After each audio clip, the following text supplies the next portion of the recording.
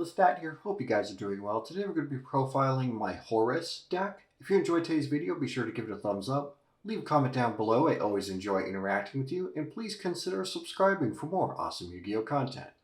Without further ado, let's dive right into it. First, we're playing triple copies of Nseti, the Glory of Horus. This card is able to search for your King Sarcophagus. We're playing one copy of the Blessing of Horus, which is your OTK enabler. Gains 1200 attack for every Horus monster you control. Keep in mind we're playing 5 different names in our deck. Another thing you need to know is that every time a card on the field leaves due to opponent's card effect, your Horus monster gains the following effects. So Nseti allows you to send a card on the field to the graveyard. Blessing of Horus allows you to draw more cards. Protection of Horus grants you protection from your opponent's monster attacks. And Guidance of Horus allows you to recycle cards back into your deck. And then we're playing one copy of the HORUS, the Black Flame Deity. This is pretty much a hand trap. You can reveal it in your hand to send a card your opponent controls to the graveyard, and if your Horus monsters happen to be destroyed, you can free summon this, and it pretty much has a Judgment Dragon effect where you can clear all other cards on the board. We are playing triple copies of Light and Darkness Dragon. This is pretty much a boss monster floodgate. Every time your opponent activates a card, you negate it, and then you lose 500 attack and defense. And if this card is destroyed and sent to the graveyard, you can revive a monster other than itself.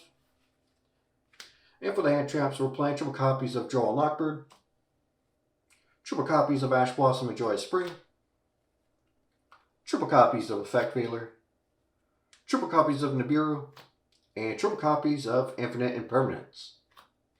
I say this in most of my videos. If you don't like my hand trap lineup or ratio, you can change it to your own liking. We're playing triple copies of Pot of Desires. This deck does need some consistency, so we are playing it. Keep in mind, you want to be able to use your King Sarcophagus and send your Horus monsters from the deck to the graveyard.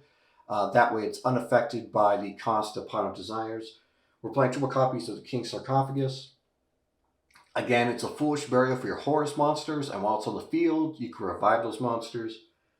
We're playing triple copies of Walls of the Imperial Tomb. This is also treated as King Sarcophagus, so while this is on the field, you can revive your Horus monsters from the graveyard.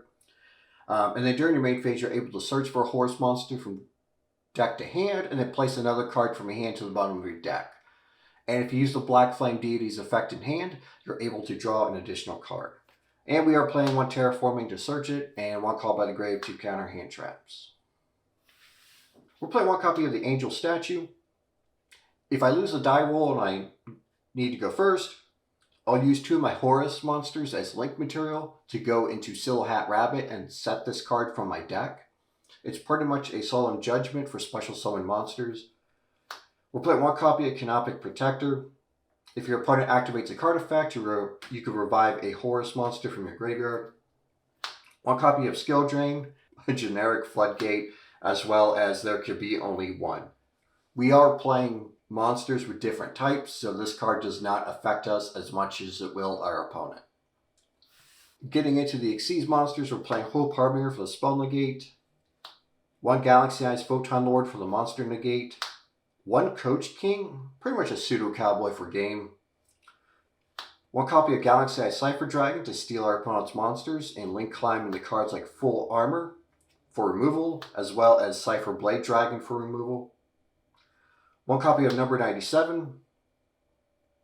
This card allows you to go into your Numeron Dragon for the OTK. Getting into the link monsters, we will play one copy of SP Little Knight for removal, as well as Nightmare Unicorn. We'll play one copy of Moon of the Closed Heaven. If this card points to an opponent's monster, you can use it along with it as link material to go into your Link 5.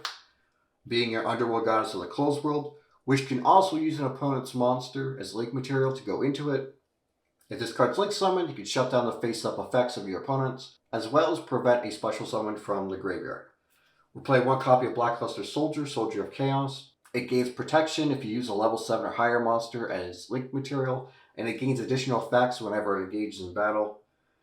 We'll play one copy of the World Seed Dragon, which can reset the board. And we're playing one copy of Sarisha Skulldread, which can grant us more free summons, as well as drawing more cards from the deck. This concludes today's video. I hope you enjoyed it, and if you did, be sure to give the video a like, leave a comment down below. I always enjoy interacting with you, and please consider subscribing for more awesome Yu-Gi-Oh content. Hit the notification bell to be notified when I go live and upload, and until next time, I hope you have a great week, and I'll see you in the next video.